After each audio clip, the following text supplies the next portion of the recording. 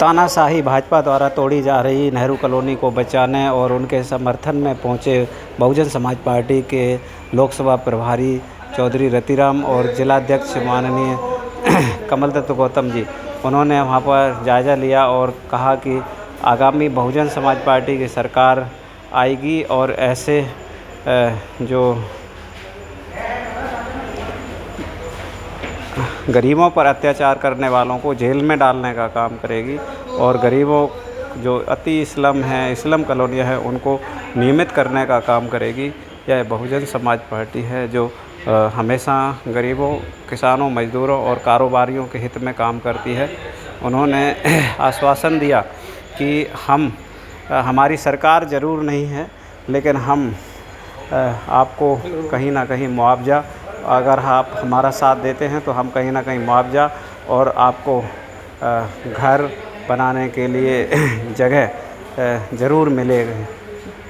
इस देश की राजनीतिक पार्टी है, कोई मिशन है तो बहुजन समाज पार्टी और बाबा साहब का मिशन है जो भारत का संविधान तुम्हें बराबरी का अधिकार देता है। लेकिन हम लोग जो है 2 के दर है, 4 के दर है, इसलिए कहते हैं भाई इकट्ठे हो जाओ। आने वाले समय में आप लोगों को जब भी चुनाव आए, ये कांग्रेस बीजेपी को एक वोट नहीं देना, चाहे एक वोट के कितनी कीमत लगा दें।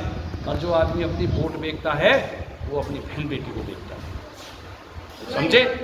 इसलिए आप लोगों के लिए बाबा साहब ने इतना रात दिन काम किया, त्याग किया, मंत्री का त्याग किया। बहन कुमारी मायावती ने गरीब मजदूरों के लिए राज्यसभा की कुर्सी के लात मार दी। बहन जी ने समझौते की सरकार में 3 बार सरकार को लात मार दी। अगर कोई स्वाभिमानी गरीब मजदूर का कोई हितैषी है इस देश में, आदरणीय बहन कुमारी मायावती बहुजन समाज पार्टी की बब्बर सेनी आयरन लेडी, और आपके लिए रात दिन जागती है, रात दिन काम करती है। जब उत्तर प्रदेश में शासन था 5 लाख मकान बना कर दिए साहब काशीराम आवास योजना के नाम। हर गरीब आदमी को चाबी दे दी, दो रूम और किचन, बाथरूम, लैट्रिन, बिजली, पानी, सीवर फ्री, आपको कोई किस्त नहीं भरनी। जाओ उत्तर प्रदेश में कोई रिश्तेदारी हो है तो यहाँ ये सबसे बड़ी समस्या है। जब तक आप लोग इकट्ठे नहीं होंगे, आप लोग इकट्ठा रहना चाहिए, चाहे अगले वाले के साथ खड़े रहो या पिछले वाले के साथ रहो, आपको सबके साथ खड़ा होना चाहिए। बिल्कुल आपके कंधे से कंधा मिलाकर आपके मकानों को रोकने के लिए तैयार खड़े हैं। पहले भी हम हमारे प्रदेश अध्यक्ष को बुलाकर आपके साथ में गए, 12 सेक्टर गए और वहाँ पर रुकवाई। बीएसपी की कम से कम 25 लाख से 35 लाख लोग अभी 9 अक्टूबर को इकट्ठे हुए हैं। मीडिया ने एक लाइन नहीं लिखी, बाकी यूट्यूबर तो छोटे छोटे हैं, अब इन्होंने लिखी ना। अगर मीडिया भी अपने कब्जे में कर रखी है, मीडिया भी उनका है, तो अभी इनकी कोई छोटा मोटा कोई घटना हो जाए उसको बड़े और हमारे पुरुषों की विरासत को उजाड़ा है, तो ये बहुत गंभीर मामला है। हम लोग को बिहार के नहीं, आप लोग बिहार के नहीं, भाई देश के सारे लोग जितने भी हैं, भारत का जो नागरिक है वो भारत का जो है इसकी तरक्की में और भारत को, अब तो हमने भारत के समझ ही ना रहे। हाँ, तो इसलिए भारत का संविधान आप लोगों का सारा सबने बनाया, भारत बीजेपी के और RSS वाले ने बनाया, बीजेपी के साथ दे रही ना, दे रही, वो बिल्कुल नहीं दे रही, तो वो बहुजन समाज पार्टी है, मानते हैं।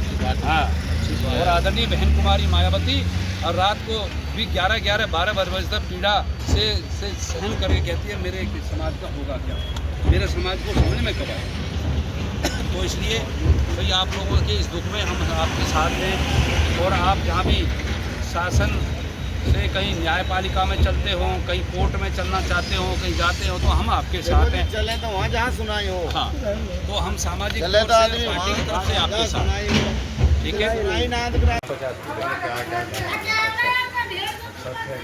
अब देखो अभी तो इनका कोई काम भी नहीं चला है, रोड पर काम चल जाता जब, तो ये भी उनकी मजबूरी है। हाँ, वो तो डीसी भी था, गिट्टी गिरा है वो। अच्छा, गिट्टी गिरा रहा है, रोड ही, अच्छा, रोड बनाने के लिए। देखो ये सरकार है, सरकार ये देखो गरीब मजदूर की विरोधी सरकार, SC ST OBC माइनॉरिटी के लोगों को कभी तो हमारे कहीं अम्बेडकर के स्टैच्यू पे बुलडोजर चलाते हैं, कहीं रविदास के भवन पे बुलडोजर चलाते हैं, कहीं मस्जिद पे चलाते हैं। ये इनकी सरकार की है। ये सरकार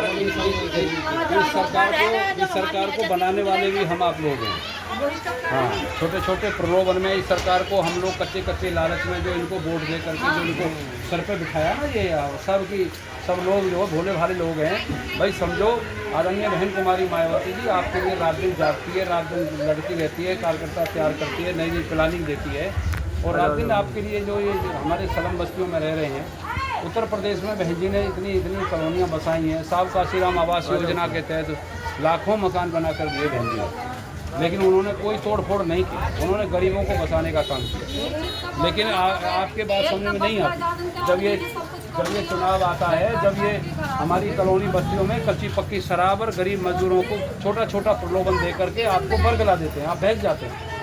असली मेन समस्या ये, आप लोग समझ जाएं, चलो खाओ पियो किसी का, लेकिन वोट हाथी को दे दो।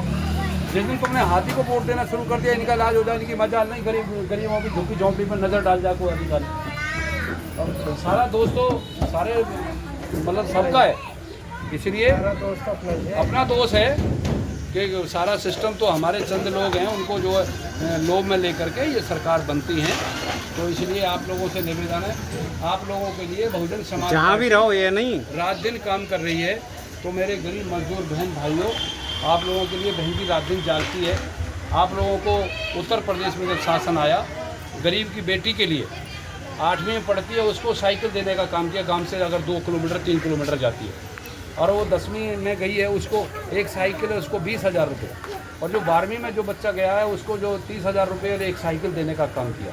जो बेटी उनके शासनकाल में जिन्होंने जन्म लिया, जैसे गरीब के घर में, उसको 1 लाख रुपए की FD आंगनबाड़ी के द्वारा एक शपथ पत्र दिया गया। जब वो 18 साल की होगी, उसको शादी के लिए, शिक्षा के लिए पैसे को दर दर भटकना नहीं पड़ेगा। लेकिन ये कांग्रेस BJP के जो ये लोग हैं, ये आप लोगों को भटका रहे हैं।